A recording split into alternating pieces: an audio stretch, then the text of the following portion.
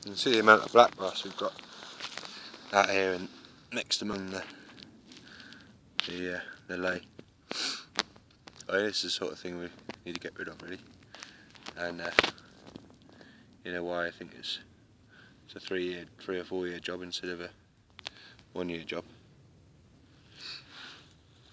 On this poorer ground, it's, you know, it's going to take a while to repair this ground using grass, I think. Whereas if we had a situation where we didn't have this sort of stuff like we looked at just now, then I guess we could turn around that in a shorter time frame.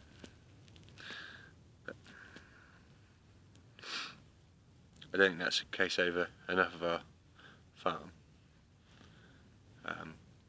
This is probably the worst blackgrass bit we've got in the ley at the moment, and the sheep just don't touch it. But you know, it's trying to shoot. It's in that little tillers, these tiny little plants here.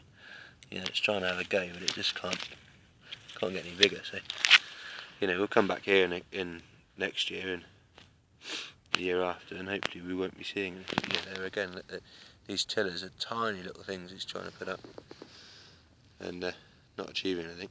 But yet we've got a big, you know, we've had a big seed drop already. That's got to come through and, you know, pitter out as well, and land on the surface somewhere and either, you know, germinate or not compete. And for that process to happen, that's, you know, we're talking a couple of years really. So that would be my argument for blackgrass control and having a longer break than a year.